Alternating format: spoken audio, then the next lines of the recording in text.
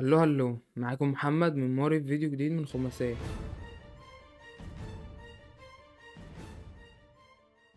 شكرا لكل حد عمل لايك شير كومنت على الفيديو اللي فات، واي حد مش عامل سبسكرايب ينزل يعمل عشان ما يفوتوش فيديو كل جمعة. والنهاردة في خماسيتنا هنقول ايه افضل 5 افلام لاحمد حلمي.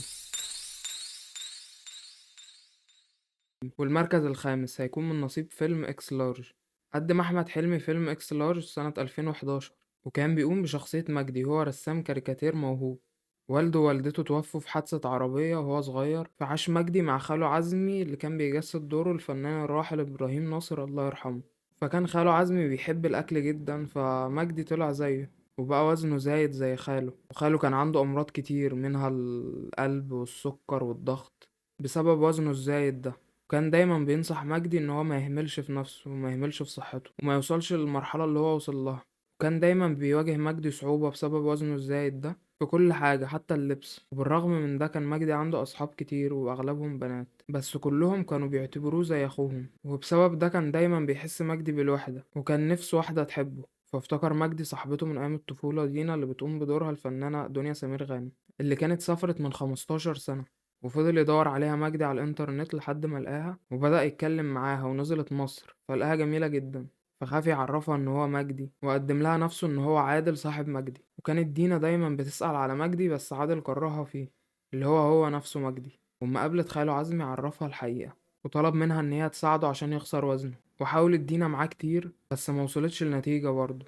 وكان مجدي مفكر ان دينا حبته زي ما هو. وأما عرض عليها الجواز قالت له انه مجرد حالة بالنسبة لها، وهو كان موضوع الماجستير بتاعها عشان والدها مات بسبب وزنه الزايد. فاتصدم مجدي من كلامها، وكمان خاله عزمي مات. فقرر مجدي إن هو يغير من حياته، وراح لصاحبه حمادة اللي هو الفنان خالد سرحان، وساعده لحد ما يخس قوي. وقدر مجدي يتغلب على شهوة الأكل، وعمل هو وحمادة مشروع سوا. ودعا في الافتتاح كل أصحابه ومعاهم دينا، لكن محدش كان قادر يتعرف عليه بسبب التغيير اللي هو عمله. وبعدين فرحوا كلهم بيه، وكده يكون خلص الفيلم. وكان بيوجه رسالة عظيمة عن الإرادة، وإن مفيش حاجة مستحيلة، ولو عندك إرادة قوية تقدر توصل لأي حاجة مهما كانت. وبعظمة وجمال الفيلم ده وبكل النجوم اللي فيه يستحق يكون معانا في الخماسية.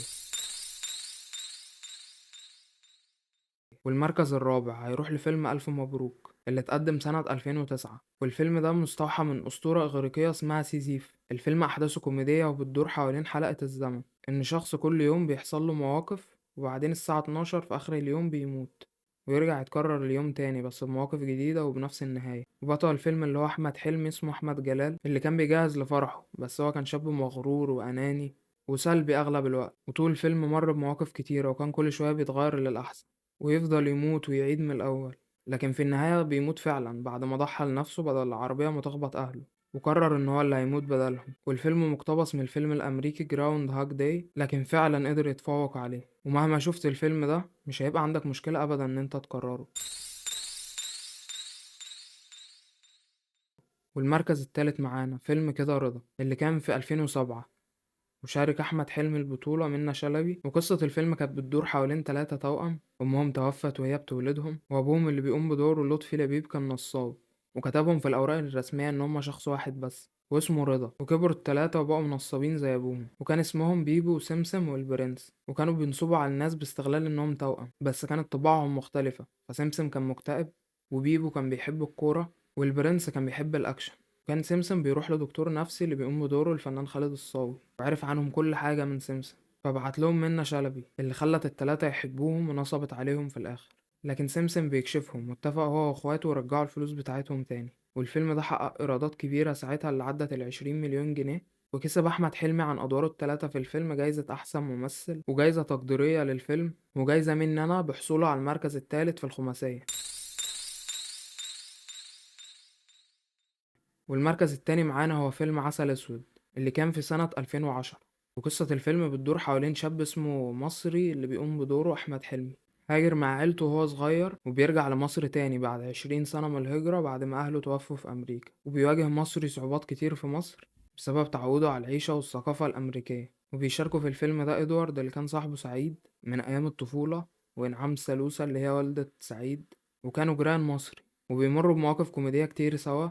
بس بيقرر مصر إنه يرجع أمريكا تاني، لكن بعد ما الطيارة بتطير بيخلوهم ينزلوه عشان معاه جنسية أمريكية. بيوافقوا لأن مصر يتعلق بمصر رغم المواقف الكتير الوحشة اللي مر بيها. والفيلم ده من الأفلام العظيمة جدا اللي في السينما المصرية، واللي من نوع الكوميديا السودا، وكان بينافس بقوة على المركز الأول في الخماسية. لكن المركز التاني مركز كويس جدا برضه يستحقه فيلم عسل أسود عن جدارة. والمركز الأول هيكون من نصيب فيلم آسف على الإزعاج. وفيلم آسف على الإزعاج كان سنة 2008، وشارك أحمد حلمي البطولة الفنانة دلال عبد العزيز ربنا يرحمها اللي كانت والدته، والفنان محمود حميدة اللي كان والده في الفيلم، والفنانة منة شلبي اللي قامت بدور حبيبته. وأحداث الفيلم بتدور حوالين مهندس طيران عبقري اسمه حسن، بيحلم إنه ينفذ مشروع ترشيد استهلاك الوقود للطيارات. وكان بيحاول يتعرف على بنت اسمها فريدة اللي هي منة شلبي، ووالده كان بيوجه له نصايح في ده. وبتحصل مواقف كتير في الفيلم حلوة، لكن بيتفاجئ حسن وكمان الجمهور في آخر الفيلم إن فريدة مجرد خيال ومش موجودة، ووالده متوفي. وكل المواقف اللي حصلت بينهم كانت تخيلات من حسن. وبنعرف إن حسن مريض نفسي من وقت ما والده توفى، لكن حسن كان بينكر ده، بينكر إنه مريض وبينكر إن والده متوفي، لحد ما بيستوعب حسن في الآخر إن هو مريض وقرر يتعالج.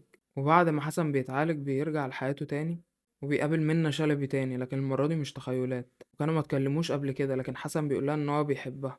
وكده بيكون خلص الفيلم، واللي قدم فيه احمد حلمي دور من اعظم ادواره، دور عظيم جدا ومختلف عن الادوار الكوميدية اللي بيقدمها، لانه قدم اداء تمثيل عظيم يستحق من خلاله انه يكون المركز الاول في الخماسية، وانه يكون افضل فيلم لاحمد حلمي.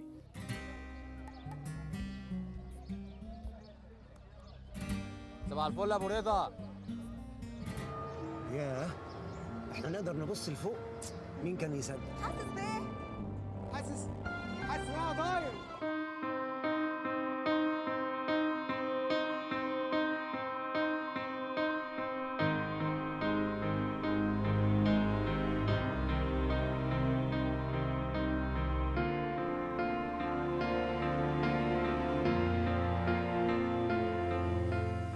انت فاكراني اتجننت وجايبالي دكتور نفساني؟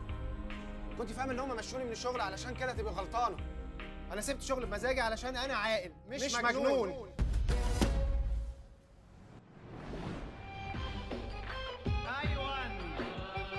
ايه يا عيني اقوم بالليل لا ويا عيني يا سين يا صار اكشن. بقيت محترف اتوبيسات. انت بتنهك كده ليه؟ فيش، اصلي كنت برسم سلم عالي شويه. اجري يا ما جريت. خدت ايه؟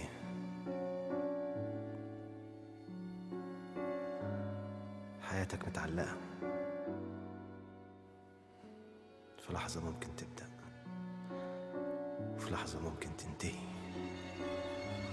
نفس طالع ونفس خارج.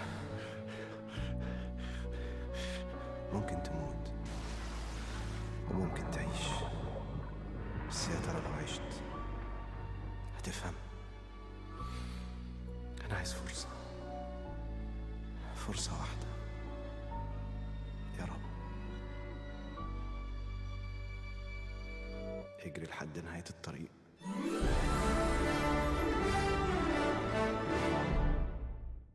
وبكده تكون خلصت خماسيتنا النهاردة. استنوني في خماسية جديدة، وقولولي في الكومنت خماسيتكم للتصنيف ده ورأيكم في الفيديو، أفكار لخماسيات جديدة حابين تعرفوا رأيي فيها. ولو عجبكم الفيديو اعملوا لايك وشير، ولو حابين تشوفوني تاني اعملوا سبسكرايب، واللي حابب يشوف مقتطفات من حياتي اليومية هيلاقي تحت لينك الانستجرام. وسلام.